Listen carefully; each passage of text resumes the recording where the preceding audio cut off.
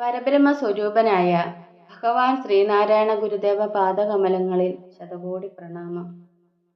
സജ്ജനങ്ങളായ പ്രിയാത്മ സഹോദരരെ, ഇന്ന് നമ്മൾ ആത്മോപദേശ ശതകം 47-ാം മന്ത്രമാണ് മനനത്തിനായി എടുത്തിട്ടുള്ളത്.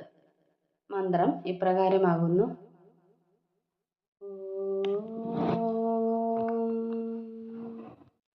ഒരു മതമാകുവതിന് ഉരപ്പതെല്ലാവരും ഇത് വാദികളാരും ഓർക്കുവീല. പരമതവാദം ഒഴിഞ്ഞ പണ്ഡിതന്മാർ അറിയുമിതിൻ്റെ രഹസ്യമിങ്ങശേഷം. ഒരു മതമാകുവതിന് ഉരപ്പതെല്ലാവരും ഇത് വാദികളാരും ഓർക്കുവീല. പരമതവാദം ഒഴിഞ്ഞ പണ്ഡിതന്മാർ അറിയുമിതിൻ്റെ രഹസ്യമിങ്ങശേഷം. നമുക്ക് വാക്കുകളുടെ അർത്ഥം നോക്കാം. ഒരു മതമാകുവതിന്, ഇവിടെ ഒരു മതം മാത്രമേ വേണ്ടൂ. എല്ലാവരും, എല്ലാ മതങ്ങളിലെ ആളുകളും ഉരപ്പത് ഇതാണ് പറയുന്നത്.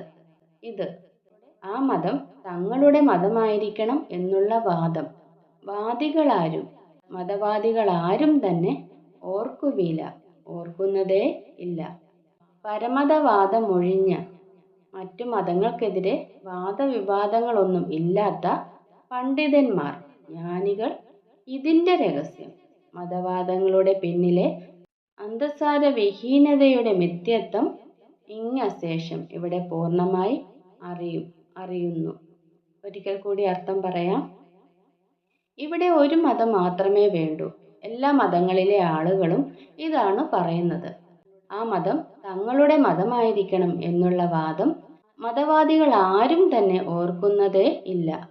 മറ്റു മതങ്ങൾക്കെതിരെ വാദവിവാദങ്ങളൊന്നും ഇല്ലാത്ത ജ്ഞാനികൾ മതവാദങ്ങളുടെ പിന്നിലെ അന്തസാരവിഹീനതയുടെ മിഥ്യത്വം ഇവിടെ പൂർണ്ണമായി അറിയുന്നു. നമുക്കിനി ഈ വരികളുടെ ആന്തരികമായ അർത്ഥതലത്തിലേക്ക് കടക്കാം. ലോകത്തിൽ ഒരേ ഒരു മതം ഉണ്ടാകണം. എന്താണ്? ലോകത്തിൽ ഒരേ ഒരു മതം മാത്രം ഉണ്ടാകണം. അപ്പോൾ കലഹങ്ങളെല്ലാം തീരും. ഇങ്ങനെ പറയുന്നവരെ നമ്മൾ സൂക്ഷിക്കണം.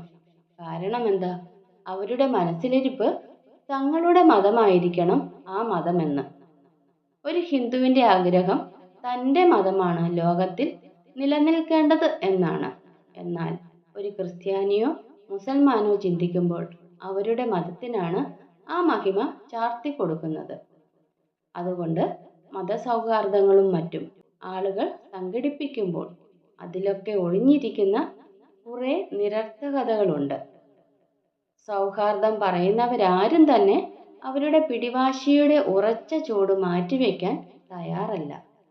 അവരവരുടെ മതം അവരവർക്ക് പ്രിയപ്പെട്ടത് തന്നെയായിരിക്കുന്നു. പക്ഷേ ലോകജീവിതത്തിൽ മനുഷ്യർ പരസ്പരം ബന്ധപ്പെട്ട് ജീവിക്കേണ്ടി വരുമ്പോൾ മതത്തിലെ വൈകാരികതകളുമായി അറിഞ്ഞോ അറിയാതെയോ ഉരസലുകൾ ഉണ്ടാകാറുണ്ട്. ചെറിയൊരു തീപ്പൊരി ആയിരിക്കും ആദ്യം പ്രകടമാവുക. പിന്നെ അത് ആളിപ്പിടിക്കും.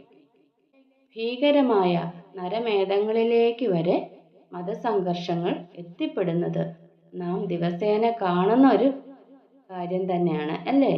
ഓരോ സ്ഥലങ്ങളിൽ നടക്കുന്ന, മതത്തിൻ്റെ പേരിൽ നടക്കുന്ന വാദപ്രതിവാദങ്ങളും നരബലികളും ഒക്കെ നമ്മൾ കാണുന്നുണ്ട്.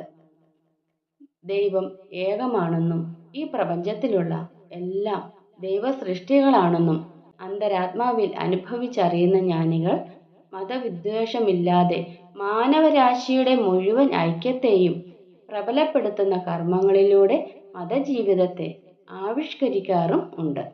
അവരെയാണ് യഥാർത്ഥ പണ്ഡിതന്മാരെന്ന് തൃപ്പാദങ്ങൾ ഇവിടെ വിശേഷിപ്പിച്ചിരിക്കുന്നത്. അവർ ദൈവത്തെ ശരിയായി അറിയുകയും അത് വെളിപ്പെടുത്തുകയും ചെയ്യുന്നു.